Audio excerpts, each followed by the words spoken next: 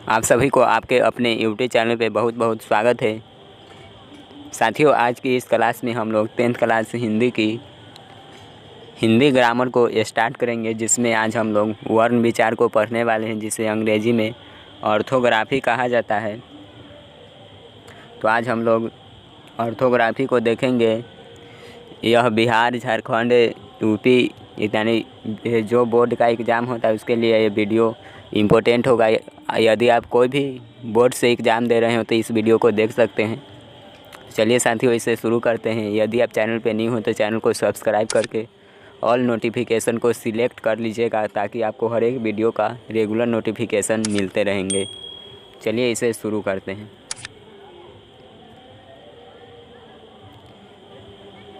देखेंगे यहाँ पे दिया गया है वर्ण। वर्ण उस मूल ध्वनि को कहते हैं जिसके खंड या टुकड़े नहीं किए जा सकते। दिया गया है कि वर्ण उस मूल ध्वनि को कहते हैं जिसके खंड या टुकड़ा नहीं किया जा सकता है। जैसे कि एग्जाम्पल में देखिए, अ, ई, ख पर हलंत है। यहाँ पे देखिएगा तो ख पे इस तरह से हलंत किया गया, इसका मतलब आधा ख हुआ। इसे बोलने में दूसरे किसी भी वर्ण का यहाँ पे दिया गया है ख पर हलंत है, इसके बाद ग पर हलंत, ह पर हलंत। तो यहाँ पे जो भी दिया गया है सभी वर्ण का एग्जाम्पल है। आगे देखेंगे, यहाँ पे इम्पोर्टेंट लाइन दिया गया है कि ये सभी वर्ण हैं क्योंकि इनके खंड नहीं किए जा सकते हैं। यहाँ से आप लोग समझिएगा कि ये सभी वर्ण हैं क्योंकि इसके खंड नहीं किए जा सकते। देखिएगा यहाँ पे ख पर हलंत है, यानी कि आधा ख है। यदि यहाँ पे पूरा ख रहता है इस तरह से तो इसको खंड किया जा सकता है। इसको इस तरह से लिख सकते हैं, ख पे हलंत होगा और प्लस में अ होगा, तब यह जाकर ख बनता है। यही यहाँ पे दिया गया है। यहाँ पे ख पे हलंत है एग्जाम्पल में, यानी कि इसका खंड नहीं हो सकता, इसीलिए यह वर्ण का एग्जाम्पल हुआ। सेकेंड में दिया गया है कि हर वर्ण को अपनी लिपि होती है। लिपि को वर्ण संकेत भी कहते हैं, यानी कि जो हर वर्ण होता है उसे एक लिपि उस वर्ण का होता है, उस लिपि को वर्ण संकेत भी कहते हैं। इसी वीडियो में आगे हम लोग लिपि के बारे में भी पढ़ेंगे। यहाँ से आप वर्णमाला को देख लेते हैं और इसके आगे लिपि को पढ़ेंगे। देखिए वर्णमाला में क्या दिया गया है। वर्णों के समूह को वर्णमाला कहते हैं, यानी जो वर्णों के समूह हुआ उसे ही वर्णमाला कहा जाता है। जैसे यहाँ से अ, आ, ई, क, ख, ग, ये सब वर्णमाला का एग्जाम्पल हुआ। नोट में दिया गया, यह इम्पोर्टेंट नोट है। देखेंगे हिंदी में कुल वर्णों की संख्या 52 होती है। यहाँ से भी ऑब्जेक्टिव पूछा जाएगा कि हिंदी में कुल वर्णों की संख्या कितनी होती है, तो आंसर 52 होगा। आगे देखते हैं, जिसमें 10 स्वर्ण वर्ण बोलचाल की आधार पर एवं 13 लिखावट की आधार पर होती है। जो हिंदी में एक टोटल वर्णों की संख्या 52 होती है, जिसमें 10 स्वर्ण वर्ण होती है, जो कि 10 होगा बोलचाल के आधार पर। बोलचाल के आधार पर 10 स्वर्ण वर्ण होगा। इसके बाद लिखावट के आधार पर देखेंगे तो लिखावट के आधार पर आइएगा तो 13 हो जाएगा। लिखावट के आधार पे 13 होगा। इसके बाद देखते हैं, कुल व्यंजन 35 और संयुक्त व्यंजन 4 होते हैं। यानी कुल व्यंजन जो होगा वो 35 होगा और संयुक्त व्यंजन हो गया 4। यहाँ पे देखेंगे 35 4 और हो गया 35 4 39 हो गया, 39 और फिर 13 हो गया।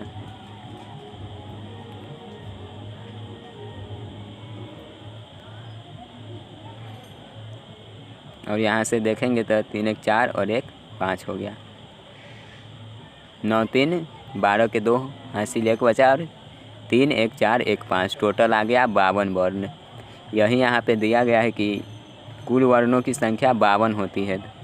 यहाँ पे देखिए हो गया 35 4 39 और 39 13 52 हो गया। कुल वर्ण की संख्या 52 हो गया। यहाँ से जो 13 हुआ लिखावट के आधार पे 13 और बोलचाल के आधार पे 10। आगे की ओर देखते हैं। यहाँ से हम लोग समझेंगे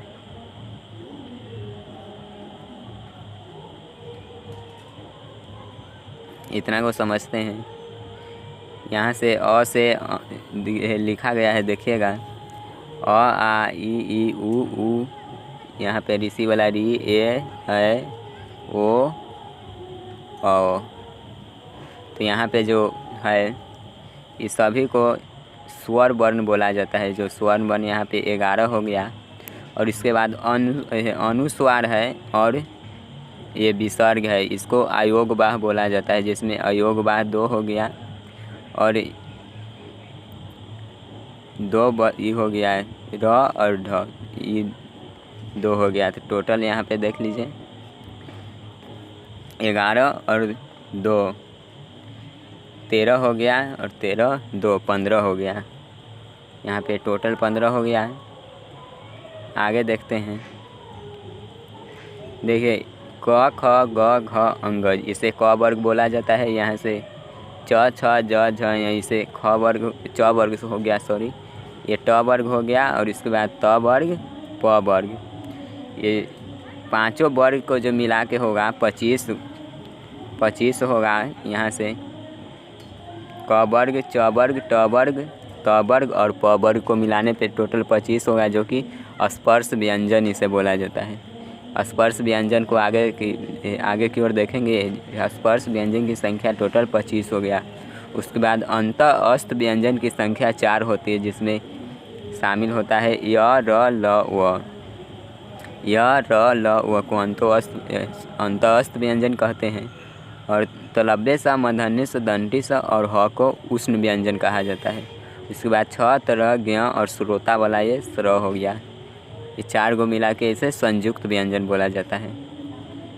आई होप कि आपको ये अच्छी तरह से समझ आ रहा होगा। किसी भी तरह का दिक्कत हो तो तुरंत कमेंट करके बताइएगा। आगे की ओर देखेंगे। इसी में अब वर्णों के भेद की ओर देखते हैं। तो वर्णों के भेद में वर्णों के टोटल 2 भेद होते हैं। वर्णों के 2 भेद होते हैं, जिसमें फर्स्ट हो गया स्वर वर्ण और सेकेंड व्यंजन वर्ण। अब स्वर वर्ण को अंग्रेजी में वॉवेल बोला जाता है। जिसे स्वर वर्ण के बारे में अब देखते हैं। यहाँ से वैसा वर्ण जिसका उच्चारण किसी दूसरे वर्ण के बिना सहायता लिए होता है, यानी स्वर वर्ण उसे बोला जाता है जिसके उच्चारण में किसी अन्य भी वर्ण का सहायता नहीं लिया जा सकता है। जैसे में देखेंगे अ आ ई उ ए ओ अन अ री। यहाँ पे जो दिया गया है पूरा स्वर वर्ण का एग्जाम्पल है। इसे आप बोल के देखिएगा तो इसमें किसी भी दूसरे वर्ण की सहायता नहीं लिया जाता है। और इसके बाद देखते हैं नोट में। नोट जो भी नोट दिया गया है बहुत ही इम्पोर्टेंट है। तो नोट में दिया गया देखिए, स्वर वर्ण के उच्चारण में कंठ और तालु का उपयोग होता है, जीभ होठ का नहीं। ऑब्जेक्टिव में पूछा जाएगा स्वर वर्ण के उच्चारण में निम्नलिखित में से किसका उपयोग होता है, तो उसमें ऑब्जेक्टिव में कंठ हो सकता है, तालु हो सकता है या दोनों हो सकता है। तो आप वहाँ पे ऑप्शन के हिसाब से आंसर लगाइएगा। आगे की ओर इसी में अब देखेंगे स्वर वर्ण के भेद को देखेंगे। स्वर वर्ण 2 प्रकार के होते हैं। जो स्वर वर्ण होते हैं 2 प्रकार के होते हैं। फर्स्ट हो गया मूल स्वर और सेकेंड है संयुक्त स्वर। तो मूल स्वर कौन कौन होगा, तो देखिए मूल स्वर हो गया अ आ ई उ ए ओ। यहाँ पे इतना है जो 8 है, ये मूल स्वर है। उसके बाद संयुक्त स्वर देखिएगा तो संयुक्त स्वर ये हो गया और उसके बाद अ हो गया, ये 2 संयुक्त स्वर होगा। अब इसके बाद मूल स्वर के भी 2 भेद होता है। तो मूल स्वर के भेद को देखते हैं। मूल स्वर के 2 भेद होते हैं, जिसमें फर्स्ट है हर्ष स्वर और दीर्घ स्वर। हर्ष स्वर, तो हर्ष स्वर के एग्जाम्पल में देखिए अ, ई, उ और री, जिसके उच्चारण में कम समय लगता हो, यानी कि हर्ष स्वर उसे बोलेंगे जिसके उच्चारण में कम समय लगेगा। तो यहाँ पे देख लिए हर्ष स्वर का यही 4 एग्जाम्पल हुआ। उसके बाद दीर्घ स्वर देखेंगे तो आ, बड़ी, ई, उ, ए, ओ, औ। यहाँ पे दीर्घ स्वर है ना, जिसके उच्चारण में दुगुना समय लगता है। तो हर्ष स्वर की अपेक्षा दीर्घ स्वर में दुगुना समय लगता है। तो हर्ष स्वर जितना देर में यानी कि बोला जाता है, उसका दुगुना समय दीर्घ स्वर को बोलने में लगता है। यही दिया गया। अब इसके आगे अब व्यंजन वर्ण को देखते हैं, कॉन्सोनेंट।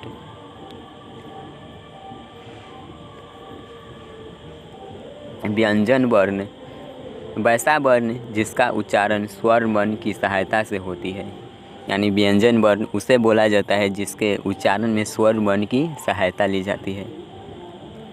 जैसे क से अंग तक, यहाँ पे च से य, ट से न, त से न, प से म और य से ह, जो इतना हो गया, ये सभी व्यंजन वर्ण हुआ। जैसे क, ख, ग, घ, अंग। तो इसका जब आप उच्चारण कीजिएगा तो इसके उच्चारण में कंठ होगा।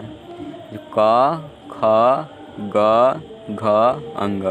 आप उच्चारण करके देखिए तो इसमें कंठ से यह स्वर यह व्यंजन बोला जाता है। उसके बाद देखिएगा च, छ, ज, झ, य। तो इसे आप बोलिएगा तो इसमें तालु की सहायता ली जाएगी। देखिए च, छ, ज, झ, य। तो इसमें तालु होगा। यहाँ से पूछा गया कि च वर्ग किस भाग से बोला जाता है, च वर्ग में यहाँ तालु होगा। उसके बाद ट वर्ग की बात की जाए तो ट वर्ग में मूर्धा हो गया। जैसे ट, ठ, ड, ढ और न। तो इसमें मूर्धा हो गया। और उसके बाद त वर्ग को देखते हैं, त, थ, द, ध, न। तो इसका बात की जाए तो इसमें हो जाएगा त वर्ग को दंत हो जाएगा, त, थ। जब आप बोलिएगा तो इसमें दंत होगा, यानी कि दांत। तो त वर्ग का दंत हो गया। उसके बाद प वर्ग को देखेंगे तो प वर्ग में हो गया प, फ, ब, भ और म। तो इसमें बोलिएगा प, फ, ब, भ, म। इसमें होठ है, होठ से बोला जाएगा। बोल के देखिएगा प, फ, ब, भ, म। तो होठ की सहायता ली जाती है। तो इसे ओष्ठ बोला जाता है। प वर्ग को ओष्ठ, प वर्ग में ओष्ठ की सहायता हो गया। यहाँ तक आप लोगों को क्लियर हो गया है। तो अब आगे की ओर देखते हैं। कमेंट करके बताइए कि यहाँ तक क्लियर हुआ कि नहीं। उसके बाद आगे की ओर देखेंगे। तो साथियों अब आगे देखते हैं व्यंजन वर्ण के भेद। अब यहाँ से आगे व्यंजन वर्ण के भेद की बात करेंगे। तो व्यंजन वर्ण के 3 भेद होते हैं। व्यंजन वर्ण के होते 3 वर्ग, जो कि पीछे अभी बताए हैं। स्पर्श व्यंजन, अंतःस्थ व्यंजन, उष्ण व्यंजन। स्पर्श व्यंजन के अंतर्गत हो गया जो कि क वर्ग, च वर्ग, ट वर्ग, त वर्ग और प वर्ग, यानी कि क से लेके यहाँ तक अंग तक क वर्ग हो गया। उसके बाद च से लेके यहाँ तक च वर्ग हो गया। उसके बाद ट से लेकर के न तक ये हो गया त वर्ग। उसके बाद त से लेके न तक तो ये त वर्ग हो गया। प से लेके म तक तो ये प वर्ग हो गया। तो यही यहाँ पे दिया गया है। जो स्पर्श व्यंजन में होगा वो क वर्ग, च वर्ग, ट वर्ग, त वर्ग और प वर्ग। यहाँ तक समझ आ गया होगा, आई होप कि आप लोगों को। अब देखते हैं उष्ण व्यंजन में 4 गो हो गया और अंतःस्थ व्यंजन में ये 4 गो हो गया। पीछे बता दिया गया है। अब यहाँ से आगे की ओर देखते हैं। आगे बात किया गया वर्णों के मात्राएं के बारे में। देखेंगे व्यंजन वर्णों के उच्चारण में जिन स्वरमूलक चिन्हों का व्यवहार होता है उन्हें मात्राएं कहते हैं। तो साथियों दिया गया कि व्यंजन वर्णों के उच्चारण में जिन स्वरमूलक चिन्हों का व्यवहार होता है उन्हें मात्राएं कहते हैं। ये मात्राएं 10 हैं। जो टोटल मात्राएं है 10 है। देखिए यहाँ अकार हो गया, इधर से यहाँ पे, और इसके बाद अकार, यहाँ ओकार हो जाएगा, उसके बाद अकार हो जाएगा।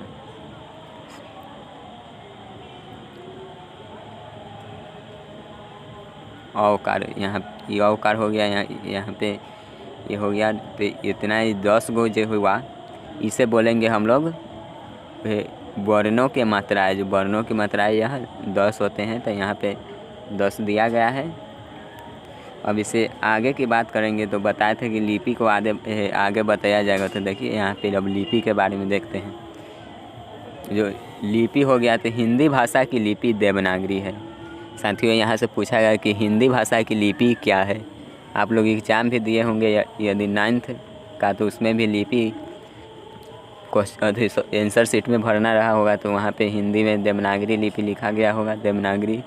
तो यही दिया गया है कि हिंदी भाषा की लिपि देवनागरी है। और उसके बाद पंजाबी भाषा की लिपि की बात की जाए तो पंजाबी भाषा की लिपि होगा गुरुमुखी, और इंग्लिश भाषा का लिपि रोमन हो गया।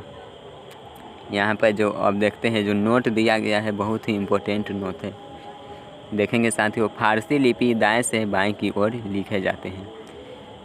पूछा जाएगा ऑब्जेक्टिव में कि वह कौन सी लिपि है जो दाएं से बाएं की ओर लिखी जाती है, तो फारसी लिपि होगा।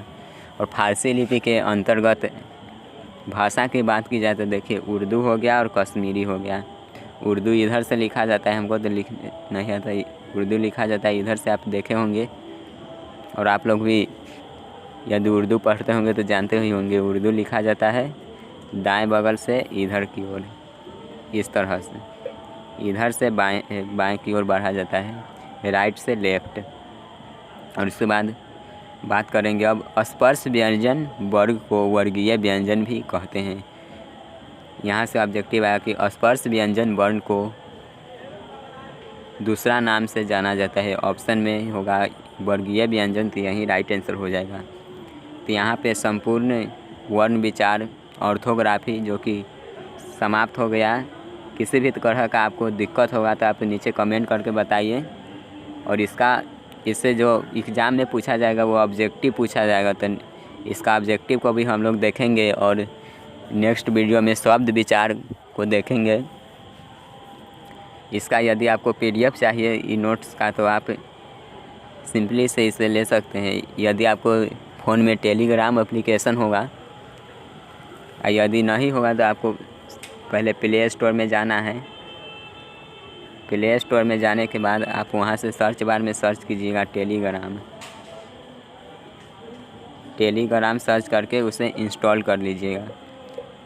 इंस्टॉल करने के बाद वहां पे अपना फ़ोन नंबर डायल करके वहां पे अपना अकाउंट बना लेने के बाद सर्च कीजिएगा। वहाँ सर्च बार में ऊपर सर्च के ऑप्शन आएगा, तो वहाँ पे सर्च कीजिएगा यस